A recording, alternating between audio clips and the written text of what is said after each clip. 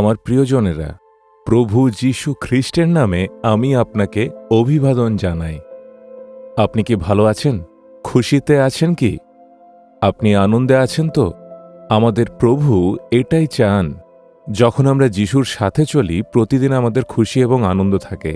কিন্তু একইভাবে প্রভুর সাথে চলার সময়ে দুঃখ এবং কষ্ট অবশ্যই প্রতিদিন আসবে।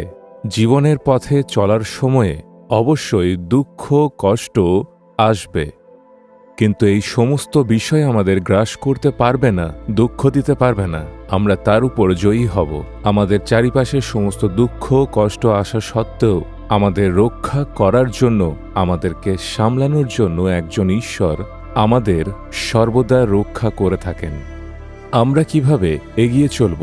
উপদেশক 8 অধ্যায় 12 পদে, ঈশ্বর ভীত লোকদের, যাহারা ঈশ্বরের সাক্ষাতে ভীত হয়, তাহাদের মঙ্গল হইবে। বাক্যে কি বলা হয়েছে? এখানে বলা হয়েছে আমাদের ঈশ্বরের সামনে ভীত হয়ে থাকতে হবে। আমাদের প্রতিদিনের জীবনযাত্রায় চালচলনে ঈশ্বরের প্রতি আমাদের ভীত হতে হবে। ঈশ্বরের প্রতি আমাদের অবশ্যই ভীত হতে হবে। সমস্ত ধর্মে, সমস্ত জাতিতে ঈশ্বরের প্রতি ভক্তি করে, ভক্তি এবং পূজাপাঠে তারা কোনো ঘাটতি রাখে না।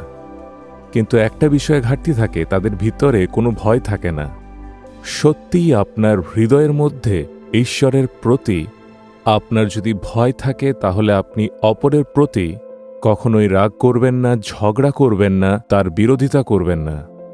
যদি আমাদের জানা থাকে যে আমাদের ঈশ্বর আমাদের জীবনযাত্রাকে প্রতিদিন দেখেন, তাহলে খুবই ভক্তি এবং ভয়ের সাথে ঈশ্বরের কাছে আমরা আসব।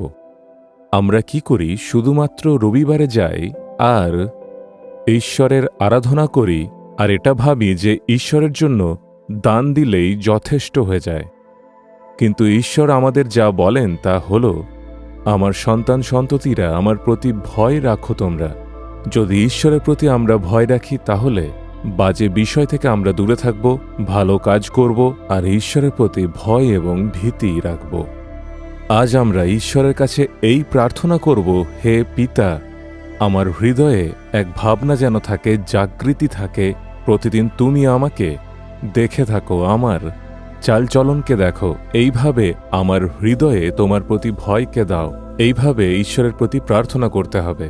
যদি সমস্ত অন্তঃকরণে ঈশ্বরের প্রতি আমরা ভয়ভীতি রাখি, তাহলে আপনার পরিবার, আপনার জীবন, আপনার ভবিষ্যৎ সুরক্ষিত থাকবে। ঈশ্বর ক্রমাগতভাবে আশীর্বাদ দিতে থাকবেন। আজ আমরা নিজেদের পরখ করে দেখব যে ঈশ্বরের ভয় হৃদয়ে আছে কিনা। হে প্রভু, আমি প্রতিদিন যেন তোমার প্রতি ভীত থাকি, এই ধরনের ভাবনা যেন হয় আমার জীবনে। আমার চালচলনকে তুমি দেখো, প্রতিদিন আমার জীবনকে ঈশ্বর দেখে থাকেন এবং আমার চালচলনকে দেখেন ঈশ্বর, এমন মনোভাব আমার হৃদয়ে যেন প্রতিদিন হয়, তার জন্য প্রার্থনা করি। হে প্রভু, তুমি সুখী জীবনের জন্য প্রতিশ্রুতি দিয়েছ। যিশুর নামে এই সন্তানদের সুখী জীবনকে আশীর্বাদ দিয়ে প্রার্থনা করি। Amen, amen.